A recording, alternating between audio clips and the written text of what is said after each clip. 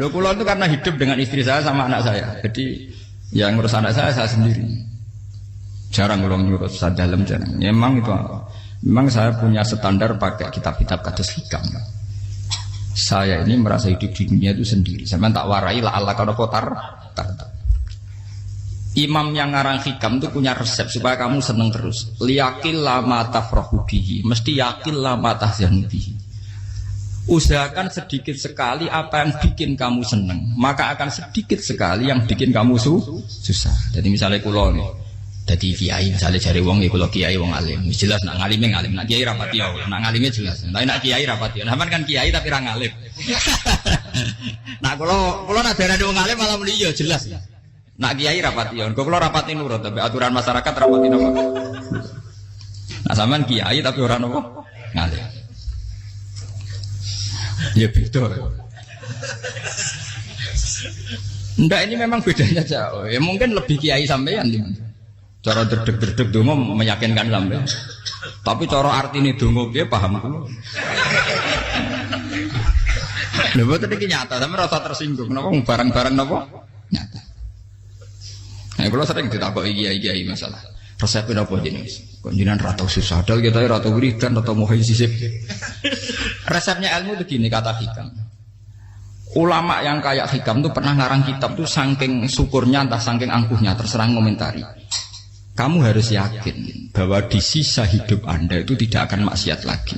Sehingga kalau kamu ditakdir maksiat, anggap saja akhiru maksiatin kudirat alaika. Anggap itu yang terakhir.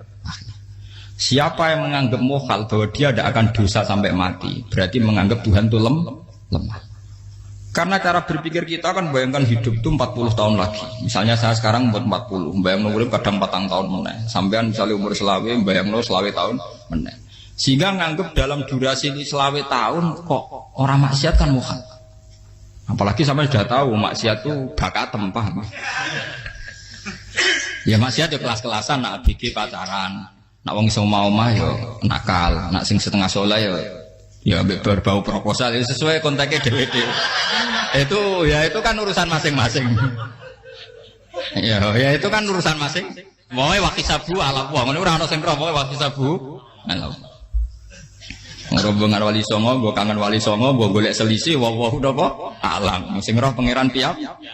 Mbok kangen wali, mbok golek selisih margin. Niku pokoke wawahu napa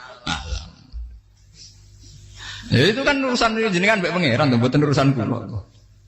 Tapi tetap saya sebagai ulama mengingatkan niat itu ditoto. Begini, ulama dulu tuh ngitung hidup itu hanya 2 menit 2 detik. Sehingga dia ya gampang saja. Kayak imam, kayak kanjeng Nabi itu, ya Rasulullah kenapa tidak menyediakan makan untuk besok? Loh, saya itu tidak yakin kalau hidup saya sampai besok. Ya sudah begitu cara, ya sudah tenang saja. Kalau sampean kan bayangkan hidup 4 tahun lagi, 5 tahun lagi, sehingga arah mangan ya wedi tenan. Padahal bolak-balik zaman cilik arah mangan tetap wedi. Jadi cara berpikir Nabi itu begitu. Begitu juga cara pikir sahabat, cara pikir ulama-ulama yang waras itu begitu. Loh, saya itu pernah melarat di Jogja, zaman pertama merantau. Itu kalau santri saya bilang, Gus kok tidak punya beras nih? Tapi apa yakin nak sesuk urip Pak? Kowe buta mangan sesuk, anak sesuk ijek napa? Cara berpikir ulama itu begitu. Sehingga melihat maksiat juga gitu. Alhamdulillah aku ijek urip 1 detik, 2 detik, 2 menit. Sehingga hidup. Dan itu sudah cukup untuk lafadzkan la ilaha illallah. Makanya kata ngarang hikam, betapa murahnya Allah. Surga itu hanya bisa dibeli dengan 2 menit. Karena surga itu senilai la ilaha illallah. Miftahul jannah la ilaha illallah. Itu cukup 1 menit.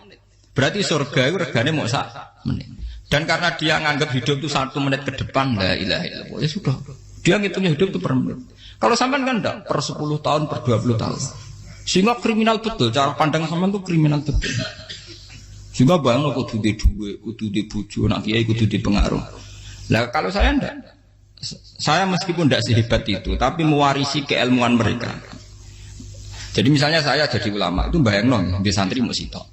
Islam pokoknya ke Ahmadiyah ya gitu saja. Ya pokoknya ya sudah gitu. Orang bayang santri yang kelambinan takwa khusyuk, salam tempel, demen gelo, demen apa? Lo tanyakan santri-santri saya itu mungkin belum pernah nyuri istri saya bikin kopi. Bisa dihitung. Karena saya itu sederhana saja. Misalnya saya pergi dari Jogja, ini yang nyata salah. Bayang lo bujo gue semaca gawekno kopi, bukakno lawang malah kecewa. Seperti umumnya orang kan gitu. Semerantau ada gak bojoku nyambut, digawekno kopi, digodhogno banyu hangat teman, bareng teko bojone wangep kukur-kukur. Karena tarifnya dia ideal, maka mudah kecewa kalau itu tidak terjadi. Nak kula mboten, sebayang napa Yogya pokoke bojoku cek utuh Islam, nak salat 5 bulan ya sudah gitu. Pakai standar-standar yang minimalis. Saya dari rumah bangun sampai ngaji ya, pokoknya melek, ya sudah nak salat madem napa, mulane sudah gitu. Andai kan saya pakai standar maksimal, maka akan mudah kecewa. Rasulullah juga begitu. Rasulullah itu ngadepi Sayyidah Aisyah, itu ya begitu, ngadepi Hasan Husain. Sehingga tidak ada cerita Nabi mudah kecewa, betul. Karena Nabi bayangkan anak istrinya itu ya minimalis sekali, urusan dunia maksudnya minimalis sekali. Misalnya Nabi pagi-pagi tanya, ya Aisyah apa ada sarapan? Tidak ya Rasulullah, ya idzan asumu, kalau itu saya puasa. Kalau sampean usul-usul lah digekno kopi wong wedok opo, itu kan repot. Muni-muni itibak sunnah Rasul tapi tidak pernah sampean mendekati sunnah napa Rasul. Sehingga ya tenang saja Nabi. Saya tuh alhamdulillah bisa niru dalam gitu-gitu tuh bisa. Makanya ini kiai muda paling jauh. Banyak kiai-kiai yang sepuh itu kalau urusan gitu konsultasi sama saya. Gus siapa apa kain? Ini kula ya sampe era dekarep. Juga saya tidak pernah bayangkan apa tanggaku seneng aku atau orang ngaji aku kecewa, tidak pernah bayangkan. Sama itu kan makhluk, tidak penting. Kecewa tidak kecewa itu tidak benar. Saya itu orang alim, ngerti ini warido kamat lubi, ora waridokum. Yang tak gulai ridane pengiran, ridane sing ngaji, ridane konsumen. Itu apa? Makhluk tidak penting. Itu harus dilatih. Harus apa? Sehingga orang itu kalau biasa sholat, maksudnya biasa ta'alluq bi Allah, mesti la'alla katardo, mesti gampang puas. Karena dia iktifa ngalap cukup be Allah Subhanahu wa ta'ala. Saya sebagai manusia juga sering ditangisi istri. Misalnya saya sering ke Jogja sendirian. Nah ninggalan nopo, ninggalan ibu milih pengiran. Misalnya mati ninggalan ya paling aku mau ngapes nih suara.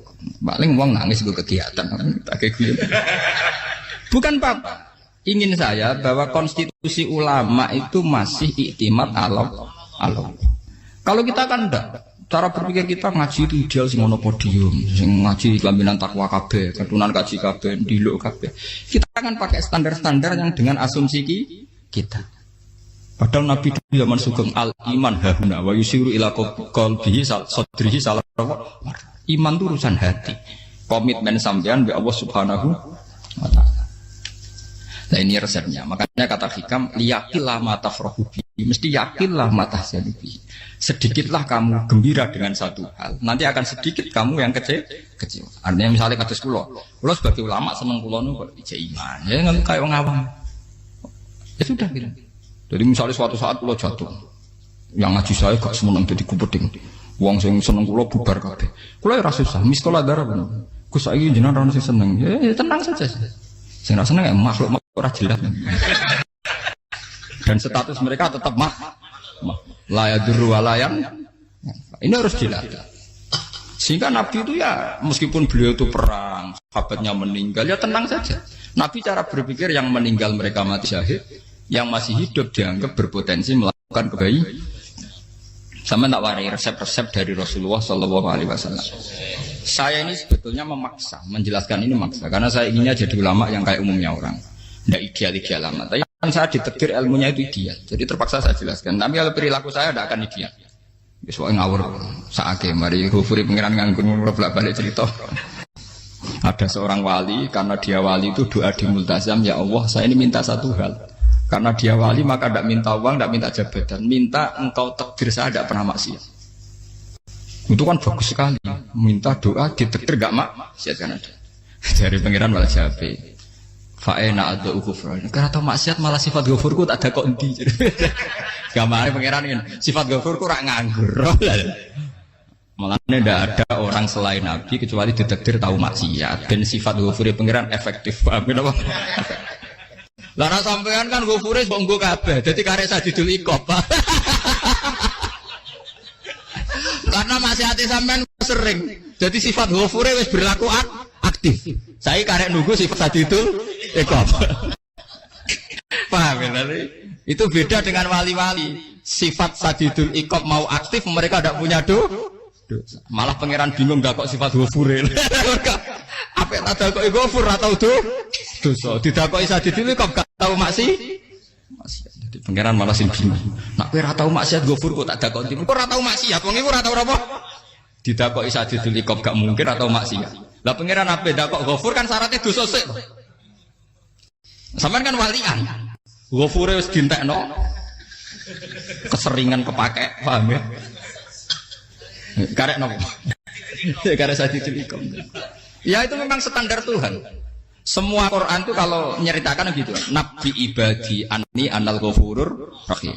Kawulaku ceritani aku ghafurur rahim. Tapi yo ceritani wa anna adabi wal adabul alim. Jadi Nabi ibadi anni anal ghafurur rahim wa anna adabi wal adabul alim.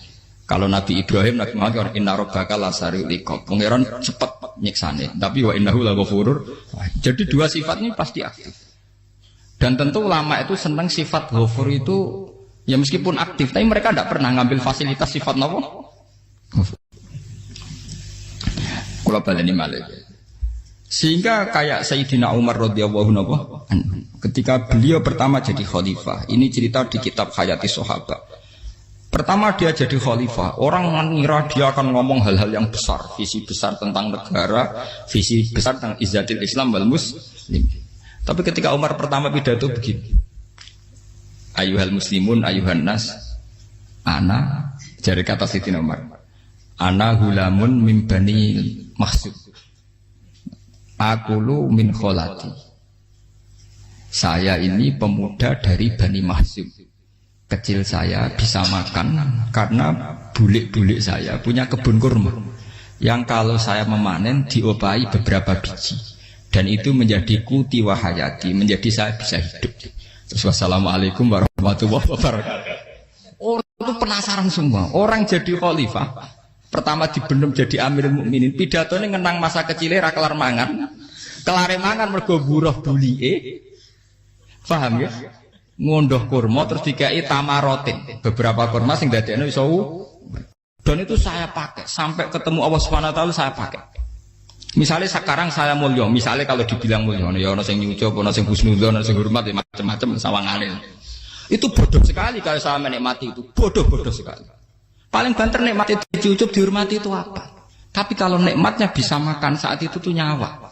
SBY jadi presiden prestasi, Gus Dur jadi presiden prestasi, tapi umpama presiden tetap mangan. Prestasi tertinggi ada bisa makan selisat dirumki gojogonyo.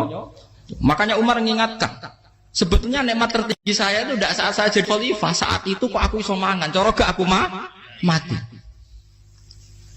Paham ya?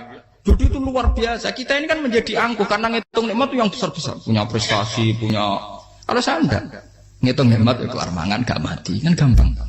Sehingga saya tidak mudah kecewa karena tarifnya minimalis, gak gampang apa? Jadi misalnya kalau kapan-kapan kok berhubung, Gus ini Tuhan rasanya jangan ngeten-ngeten. Oh makhluk itu ya gak apa-apa. Kalau di status kiai kan seakan-akan ngomongnya sakral, seakan-akan mandi. Tapi nak tak status, oh makhluk itu ngomong-ngomong ya sudah kan. Menjadi kan sudah distatuskan sebagai apa? Makhluk. Tentu makhluk statusnya la yadurru wala yanfa. Di sini ini penting. Orang-orang ahli tauhid tentu tidak punya kesusahan. Innalladzina qalu rabbuna wa tsummas taqamu. Itu mesti tidak ada kesusahan sama sekali. Misalnya ulama-ulama dulu mau mati ya tenang saja. Mati kedua itu mati paling menantang ya, menyenangkan sekali. Karena mati yang seru itu mati zaman Al-Adam. Misalnya saya kelahiran tahun 70. Tahun 40-50 kan belum ada saya. Itu mati yang sejati karena Al-Adam. Kenapa? Al-Adam tidak ada.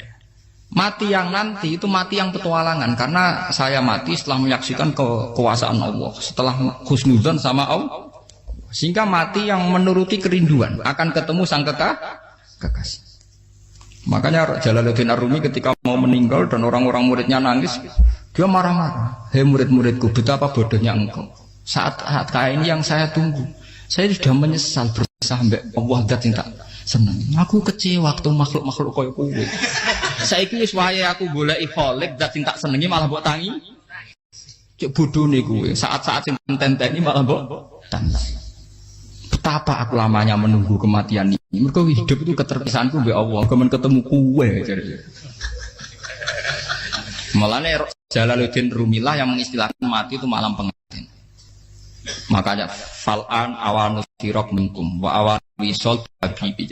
Ini saat yang indah karena ketemu dengan berpisah dari makhluk-makhluk yang tidak penting menuju sama habibi kekasihku. Jadi yang misalkan mati itu malam pengantin. Semenjak istilah itu populer sehingga di Jawa ana ngipi dadi nganten takwilane mati. Itu filosofi sufi, ya filosofi napa? Lah niku tenan. Begitu juga sahabat-sahabat dulu. Bilal mau meninggal, anaknya udah nangis. Bilal lagu ya. Ditanya sama anaknya, kenapa anak-anak kamu nangis? Dan jenengan badhe kapundhut. Aku malah seneng nang mati. Hudan nalqal akhibah Muhammadan wa hisbah. Aku nak urip ketemune mbek kowe terus. Malah nak mati ketemu Nabi Muhammad. Hudan nalqal akhibah Muhammadan wa hisbah. Nah, dengan cara pandang begitu maka hidup itu enjoy saja. Ya saya sebenarnya keberatan pakai kelas ini keberatan karena saya harus ngulang sampean-sampean. Ya makanya potensi kayak saya tentu mengurangi jadwal ketemu. Makanya saya mohon kalau tidak penting itu jangan sungkan. Anggap saja itu bagian dari hormat saya. Ya minimal sampai misalnya di dua saya ketahui gue jajan pentolan lah apa mau gue suwan bareng malah repot. Gue ganggu wong anak peleleran pak. Nah misalnya sampai kepentak kok hukum, uang nak pinter, hukumnya takokan ya ringan, takok kita tanggam paling bisa. Karena pertanyaan yang ringan tentu ya ringan-ringan saja kan. Gak perlu kiai kali ber. Sampeyan ora usah GR. Kalau pertanyaannya angel Gus gak ono sing iso jawab. Uang nak ralim tahke, ku pertanyaannya ya ora patimu itu. Iku wis kangelan ngoten. Ini mboten ngenyek tapi padha enak. Padha napa? Makanya kalau latih. Jadi hikam sendiri itu ada manhaj, ada metode. Kalau orang supaya tardo, liyakil lama tafrohubi, yakil lama tahsen. Anak saya itu kalau habis main pulang, itu saya senengnya pol. Istri saya pernah jangan. Gus, anak mulai senengnya dek biro-biro, anakku gemulai nih ngomahku, misalnya terus biasa. Saya terus anakku lo main mulai itu seneng. Biro-biro anakku mulai nih ngomahku. Dipanggil anak saya bapak itu senengnya sak boleh. Biro-biro ada yang manggil bapak. Jadi saya pakai standar minimalis sekali. Saya tidak pernah pakai tarif. Dia anak yang ideal dihormati orang. Sampai anakku sujud nih pangeran, ngerti pentingnya mau tasbih. Makanya anak saya tak namakan tasbih semua. Itu ya sudah selesai. Saya tidak pernah bayangkan anak saya jadi kayak besar dihormati jemput. Mari gampang kecil. Ya sekolah kan Sayyidina Umar. Saya pemuda dari Bani Mahzum. Yang kecilnya bisa makan karena buruh bulikku. Akal tuh tamarot. Wah itu saya baca tuh nangis betul. Betapa hebatnya Sayyidina Umar. Mengingatkan ulang bahwa nikmat tertinggi itu ya makan karena makan kaitannya nyala. Orang jadi bupati enggak jadi bupati tetap makan. Jadi kalau ngantin saya tarifnya minimalis sekali. Oh, kalau orang sudah makan gitu lah Allah kata tertemu mudah sekali. Tapi kalau sampai tarifnya ideal harus di mobil kudu sangune akeh. Mosok gue mobil gak sangu akeh.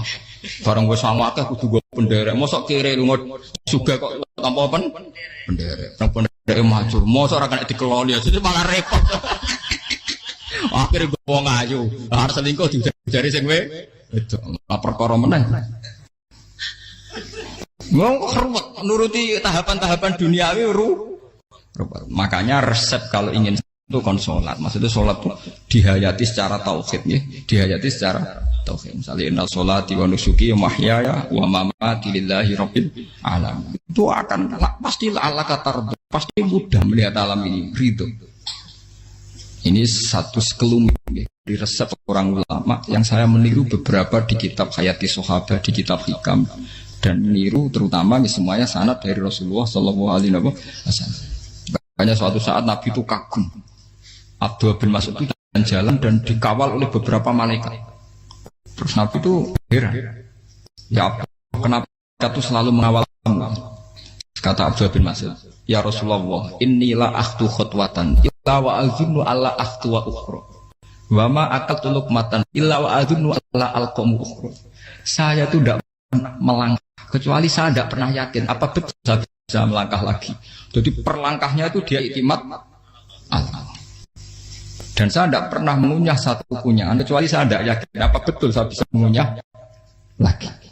Setiap kunyahnya tetap semuanya berada Bismillah. Semua itu atas nama pertolongan atas kata Rasulullah. Orang kakak andaikan saya ada nabi terakhir itu jadi nabi. Jadi kemana? Makanya dulu Nabi itu sering ngendikan, adekan orang-orang kayak gitu itu ada nubuah, tentu mereka punya derajat napa? Nubuah. Jadi tidak jadi Nabi tapi punya derajat napa? Nubuah.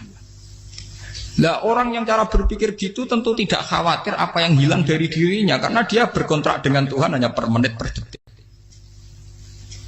Jika mempunyai resep al-mu'min yusiru sana Allah ayakuna li nafsi dzakiron. Seorang mukmin yang sejati tentu kontraknya dengan Allah Subhanahu wa taala dan dia tidak pernah ingat dirinya sendiri. Kayak sampean pas umat tapiil, Allahu akbar, Allah maha besar, subhanak. Selalu ana wong ngrasani itu termasuk lali utange barang iku.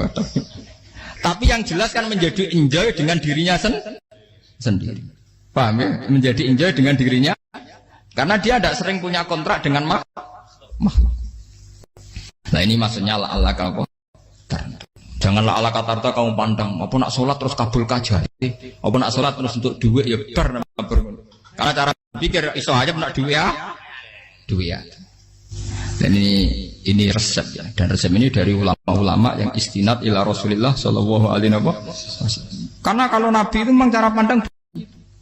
Aisyah itu pernah ditanya, ya Aisyah, saya ini ingin makan, apa daging yang dari sahabat ini masih? Wah ya Rasulullah sudah habis karena tak kasihkan tetangga. Itu Nabi tidak marah-marah, malah bilang, kamu benar Aisyah. Biru yang kamu kasihkan tuh yang masih. Karena daging dipangan dewe kadang nuruti nafsu. Nak dikekno wong sedekah nuruti perintah pengen. Jare Kanjeng Nabi, beneran Aisyah. Daging ngijek. Mung kula tiyang kok malah ijek. Sing mbok sedekah malah sing ijek. Cara berpikir Nabi itu begitu. Tapi tahu-tahu disederhanakan sunnah Nabi ya serbanan. Lah itu kan ya memang itu bagian dari sunnah Nabi, tapi sunnah seharga 10.000. Paham ya? Ya monggo mawon sampean sunnah Nabi serbanan gitu, tapi itu sunnah yang bisa dibeli dengan murah. Hakikatnya sunnah Nabi itu rata-rata bentuknya perilaku, napa? Sampeyan delok dawuh Aisyah, tenggene tibak berjanji, kana khuluquhul Qur'an wa shimatuhul ghufran yansahu lil insan wa yafsahu fil ihsan wa ya'fu 'anil dzambi idza kana fi haqqihi wa sababi. Kana khuluquhul Qur'an, Nabi ku akhlak dasare wis kaya Qur'an plek. Urusane akhlak. Wasimatuhul ghufron, ciri utama sifatnya Nabi gampang nyepuro. Yansahu lil insan, dan Nabi punya niat baik pada seluruh manusia. Wa yafsahu fil ihsan, sering melakukan ihsan. Dan sunnah Nabi ngoten kan luwih sering kula Quran ya wis hafal mulan. Wasimatuhul ghufron kula gampang nyepuro, sampeyan ngaji angop ya ora tau tamu. Yansahu lil insan, kula bedina nate tiyang mulan. Wayah sahufil ihsan tak gawe gampang. Kula mulai ora tau. Itu sakmene kudu podium kudu wong dilo ya ora. Pokoke akhir kiamat dia ya madhep mulon ya sudah. Loh itu kan dawuh Aisyah ketika ditanya kaifa kana khuluqu Rasulillah. Dan itu semua dijawab oleh ahwal, oleh sebuah perilaku. Ndak ada Aisyah jawab nganggo atribut. Oh Nabi itu jubahan serbanan, tidak ada itu. Memang itu sunnah ya, itu sunnah kan jangan salah paham ya. Tapi itu sunnah yang tidak dijawab oleh Aisyah. Sunnah yang sampean jawab sendiri, paham? Aisyah yang istrinya Rasulullah ketika ditanya kaifa kana khuluqu Rasulillah, beliau jawab kana khuluquhul Qur'an wa simatuhul ghufran yansahu lil insan wa yafsahu fil ihsan. Semuanya akhwal wa ya'fu 'anil dzambi idza kana fi haqqihi wa sababi wa idza diya haqqu wa lam yakun li ahadi mar'ahu badihatan haba wa idza ta'ahul miskinu ajaba yaqulul haqqa walau kana murra wa la yutmiru lil muslimin hisau wala. Semuanya itu akhwal, satu perilaku sosial. Saya mengakui kalau serbanan sunnah. Ya saya ngakui. Tapi sunnah wis karena saya mewakili yang akhwal tadi yang apa? Lah mungkin untuk sampeyan monggo kalau untuk ngisi sunnah. Tapi mbok ya adil itu. Ini bukan kritik mboten nggih. Yang meyakini serban sunat kan sudah banyak dan itu bagus. Tapi cobalah juga meyakini ahwalu Rasulillah. Makanya man sanna sunnatan itu rata-rata ulama maknani siapa yang ikut sunnahnya Nabi. Rata-rata ulama nafsir ahwalu Rasulillah wa af'alu. Perilaku sosial Rasul. Makanya terusannya wa idza ja'ahul miskinu ajabah. Kalau dipanggil orang miskin ya datang. Ya maksudnya ada harus orang miskin manggil pas resepsi kawin mboten. Misalnya ana wong melarat kuwi di sepeda motor, wong melarate njuk ngeteroni puskesmas ya mbok terno. Wong melarat lara njuk nukono misale apa minyak kayu putih mbok tekani. Ora kok ngerti-ngerti mbok ngurusan walimatul urus sing wajib piye. Payah. Lho, lan ada miskin aja pe ora ana hadise urusan walimatul urus mboten. Kalau orang miskin manggil ya. Dalam riwayat hadis ya Nabi sering dipanggil orang miskin. Ya Rasulullah, mbok datang ke rumahku, ada apa? Terus ya Nabi, saya tuh ingin rumahku sing elek jenengan nate salat teng mriku. Ya Nabi datang ya salat saja ya ora jaman. Fi ayyi makanin aradta an usolliya fi. Kamu di tempat mana kamu seneng salat teng mriki ya Rasulullah. Ya Nabi salat. Sing ngundang ya waras pisan. Kenangan mek Nabi kok mae dienggo salat Nabi. Ampean tahu tanggung kiai kon salat. Kon mromosekno anakmu iku paham. Dia itu nggak nunggu kersane ketampi PNS. Padahal kiai ini dia anak era PNS. Kalau dulu kan sahabat ngundang Nabi itu ya gitu. Ya Rasulullah, saya itu ingin sekali engkau sholat di rumahku. Fatakhidahu musollan. Kemudian tempat yang pernah engkau sholati mau tak pakai musola pribadi. Makanya masjid kiblat itu rumahnya sahabat. Karena dulu Nabi pernah sholat di satu tempat. Adalah ono perintah tahlilul kiblat itu di rumahnya sahabat. Sahabat dulu itu kalau ngaturi Nabi itu kenanya ingin Nabi pernah sholat di situ. Nah, ilmu ngeten ini mentek. Ya untungnya enten kula, dadi ana sing eling-eling ya, Bang. Nah, sampean kudu syukur ya. Artinya syukur ya. Orang kayak saya itu ndak usah sampean dikte-dikte ngikuti hukum adat. Kalau ngoten sampean gelo mergo kula ora iso teko, kula ya gelo perkarane ulama kok mbok atur. Makanya saya sering guyon cerita, saya itu kalau di pasar Pandangan dulu tuh anyaran boyong sering di pasar, ditanya sama Gus wong alim kok di pasar. Piye? Aneh tuh. Ya aneh kuwi. Aneh piye? Bodohnya wong alim. Kadang masyarakat tuh tidak sadar keanehan dirinya sendiri. Mereka enak saja merasa kalau orang alim ke pasar itu aneh. Mereka tidak sadar orang bodohnya wong alim ya aneh. Enak saja mereka mikir sepi. Faham ini supaya sampean Allah kan apa Makanya untuk Rasulullah, Nabi itu sering ngendikan nak ana tamu hormati. Tapi etika mertamu di Rasulullah itu walakin idza du'aitum. Mertamu Nabi itu nunggu ditimbali. Walakin idza du'itum du'iya mabni majhul. Ketika kamu ditimbali fatwa. Jadi ya ayyuhalladzina amanu la tadkhulu buyutan nabiyyi illa ayyudzana lakum. Jadi untuk sowan Nabi itu nunggu dipang. Meskipun sahabat tuh rindu Nabi, tidak berani sowan ke dalamnya Nabi. Kalau ingin ketemu Nabi di bareng pas sholat jamaah, karena Nabi pasti keluar di mas. Andai kan Nabi nerima tamu di rumah, ya ora sida dadi Nabi. Amen nampa tamu.